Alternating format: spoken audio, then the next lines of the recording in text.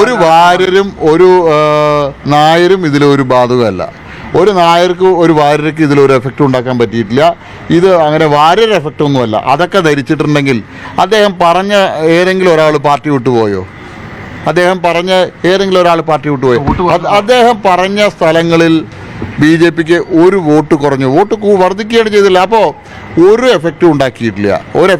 അദ്ദേഹത്തിന് ഗുണമുണ്ടായിട്ട് ഇപ്പോൾ പോക്കറ്റ് നിറഞ്ഞു. ഇനി എന്തെങ്കിലും സീറ്റ് കിട്ടുകയാണെങ്കിൽ അവിടുന്ന് വാങ്ങിക്കോട്ടെ.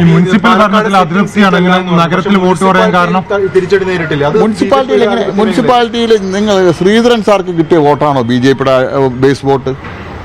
BJPയുടെ ബേസ് വോട്ട് എന്താണെന്നുള്ളത് ആദ്യം നിങ്ങൾ മനസ്സിലാക്കണം. ശ്രീധരൻ സാർക്ക് അന്ന് 34,000 വോട്ട് ലഭിച്ചിട്ടുണ്ടെങ്കിൽ അത് രാഷ്ട്രീയത്തിന് അതീതമായിട്ട് അദ്ദേഹത്തെ പോലെ ഒരു വ്യക്തി മത്സരിക്കുന്ന സമയത്ത് സ്വാഭാവികമായിട്ടും കിട്ടും. ഞാൻ ചോദിക്കട്ടെ, രാഹുൽ ഗാന്ധിയും പ്രിയങ്ക ഗാന്ധിയും മത്സരിക്കുന്ന സമയത്ത് കിട്ടുന്ന വോട്ട് വയനാട്ടിൽ കോൺഗ്രസിൻ്റെ ഏതെങ്കിലും സ്ഥാനാർത്ഥിക്ക് ലഭിക്കുമോ? UDFന്റെ സ്ഥാനാർത്ഥിക്ക് ലഭിക്കുമോ? കിട്ടില്ലല്ലോ. ശ്രീ നരേന്ദ്രമോദി അദ്ദേഹം മത്സരിക്കുന്ന സമയത്ത് കിട്ടുന്ന വോട്ട് വേറൊരു സ്ഥാനാർത്ഥിക്ക് കിട്ടില്ല. അപ്പോൾ വ്യക്തിപരമായിട്ട് കിട്ടുന്ന വോട്ടുകളുണ്ട്, രാഷ്ട്രീയത്തിന് അതീതമായിട്ട് വോട്ട് ചെയ്യുന്ന ആളുകളുണ്ട്. ആ വോട്ടുകളാണ് ശ്രീധരൻ സാർക്ക് ലഭിച്ചിട്ടുണ്ട്, അധികമായിട്ട് ലഭിച്ചിട്ടുണ്ട്. അദ്ദേഹത്തെ പോലുള്ളൊരു വ്യക്തി എനിക്ക് വ്യക്തിപരമായിട്ട് അറിയുന്ന കോൺഗ്രസിൻ്റെ പരമ്പരാഗതമായിട്ട് കോൺഗ്രസിന് വേണ്ടി വോട്ട് ചെയ്യുന്ന കുടുംബങ്ങൾ അന്ന് പരസ്യമായിട്ട് ശ്രീധരൻ സാർക്ക് വേണ്ടി പ്രവർത്തിക്കാൻ ഇറങ്ങിയിട്ടുണ്ട്. അദ്ദേഹത്തെ പോലെ ഒരു ഇത്രയും ബഹുമാന്യനായിട്ടുള്ള ഒരാൾ മത്സരിക്കുന്ന സമയത്ത് കിട്ടുന്ന, ഞാൻ കാലത്ത് പറഞ്ഞല്ലോ, ശ്രീധരൻ സാറുടെ അടുത്ത് നിൽക്കാൻ പോലും അർഹതയില്ലാത്ത ഒരാളാണ് ഞാൻ. അപ്പോൾ അദ്ദേഹത്തിന് കിട്ടുന്ന വോട്ട് മുഴുവൻ വ്യക്തിപരമായിട്ട് എനിക്ക് കിട്ടുമെന്ന് ഞാൻ ആഗ്രഹിച്ചാൽ അത് തെറ്റാണ്. ഞാൻ അത് ആഗ്രഹിച്ചിരുന്നില്ല. ഞങ്ങളുടെ സംഘടനാ ശക്തി ഉപയോഗിച്ചുകൊണ്ട് പാലക്കാട് ഞങ്ങൾ ജയിക്കാനുള്ള ശ്രമം നടത്തി. ഞങ്ങൾക്ക് വിചാരിച്ച രീതിയിൽ മുന്നോട്ട് പോകാൻ കഴിഞ്ഞില്ല. അതെന്തുകൊണ്ടാണ്? ഞങ്ങൾ പ്രതീക്ഷിച്ച കേന്ദ്രങ്ങളിൽ വിചാരിച്ച രീതിയിലുള്ള മുന്നേറ്റം ഉണ്ടാക്കാൻ പറ്റിയിട്ടില്ല.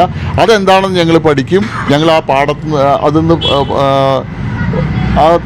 തെറ്റുകളുണ്ടെങ്കിൽ അത് തിരുത്തി ഞങ്ങളുടെ ശക്തമായിട്ട് ഞങ്ങൾ മുന്നോട്ട് പോകും. ഞങ്ങൾ പാലക്കാട് ഞാൻ 2000 കൗൺസിലർ ആകുമ്പോൾ പാലക്കാട് നഗരസഭയിൽ ഞങ്ങൾക്ക് 6 കൗൺസിലർമാരാണ്. 8 ഞങ്ങൾ 28 ആയിട്ടുണ്ടെങ്കിൽ ഈ 28നെ 35 ആക്കാനും പാലക്കാട് അസംബ്ലി മണ്ഡലത്തിൽ നിന്നുള്ള 40നെ ഞങ്ങൾക്ക് 55 or 60 ആക്കാനും വലിയ ബുദ്ധിമുട്ടൊന്നുമില്ല. ഞങ്ങൾ അതാക്കും. ഞങ്ങളുടെ ഒരു ചലഞ്ചാണ്. നിങ്ങൾ എഴുതി വെച്ചോ, അടുത്ത 2026 നിയമസഭാ തെരഞ്ഞെടുപ്പിൽ ഞങ്ങളുടെ ചലഞ്ചാണ് പാലക്കാട് നിയമസഭാ മണ്ഡലം പിടിക്കാനുള്ള പണി ഞങ്ങൾ ഇന്ന് തുടങ്ങി.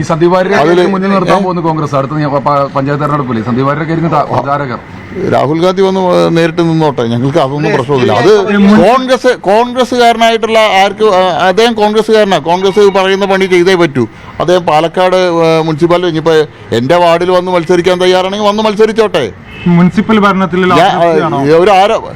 പാൽ സൊസൈറ്റി, ഞാൻ ചോദിക്കട്ടെ, സ്വന്തം പഞ്ചായത്തിൽ കഴിഞ്ഞ 10-20 വർഷമായിട്ട് ഒരു വാർഡിൽ നിൽക്കാനുള്ള ചങ്കൂറ്റം കാണിച്ചില്ലല്ലോ.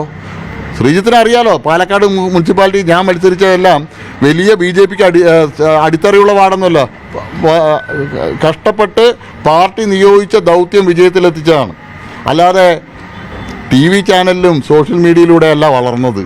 അതുകൊണ്ട് ഇതിലൊന്നും തളരുന്ന് കരുതിയിട്ടുണ്ടെങ്കിൽ ഒരു വാര്യം അത് കരുതണ്ട. വർഗീയ ശക്തികളുടെ മുഴുവൻ പിന്തുണയല്ലേ.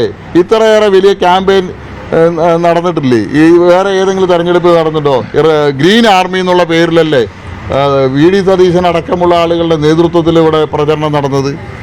അതുകൊണ്ട് ഞങ്ങളെ തോൽപ്പിക്കാനായിട്ട് എല്ലാ ശക്തികളും ഒന്നിച്ചിട്ടുണ്ടായിരുന്നു. കാരണം BJP തെരഞ്ഞെടുപ്പിൽ പാലക്കാട് ജയിച്ചാൽ ആ BJP കേരള രാഷ്ട്രീയത്തിൽ മാറ്റം വരും. ഞാൻ ചോദിക്കട്ടെ, നിങ്ങൾ എന്താ ചോദിക്കാതെ? 44,000 വോട്ട് 2019 MP രാജേഷിന് കിട്ടിയില്ലേ പാലക്കാട് അസംബ്ലി മണ്ഡലത്തിൽ? എന്താ അത് ചർച്ചയാക്കാത്തത് നിങ്ങൾ? CPMന് തിരിച്ചടിയില്ലേ? ആ 7,000 വോട്ട് CPMന് ഇപ്പോഴും കുറവല്ലേ? MP രാജേഷിന് 44,000 വോട്ട് കിട്ടിയ ഇവിടെ 2006 KK ദിവാകരൻ ജയിച്ച CPMന്റെ സിറ്റിംഗ് സീറ്റല്ലേ? അവർക്ക് തിരിച്ചടി കിട്ടിയതിനെ സംബന്ധിച്ച് നിങ്ങൾ എന്താ ചർച്ച ചെയ്യാത്തത്? ഞങ്ങൾക്കാണോ തിരിച്ചടി? ഞങ്ങൾ 2ാം സ്ഥാനത്തുള്ള കഴിഞ്ഞ ശ്രീധരൻ സാർ മത്സരിച്ച സമയത്തും ശോഭാ സുരേന്ദ്രൻ മത്സരിച്ച സമയത്തും 2ാം സ്ഥാനത്ത് വന്നു. ആ 2ാം സ്ഥാനത്ത് വന്ന ഞങ്ങൾ പ്രയത്നിച്ച് മുന്നോട്ട് വന്ന ഞങ്ങൾ എന്തോ വലിയ നഷ്ടം ഞങ്ങൾക്ക് സംഭവിച്ചു, ഞങ്ങൾ അങ്ങനെ തകർന്നു പോയി എന്ന് പ്രചരിപ്പിക്കുക.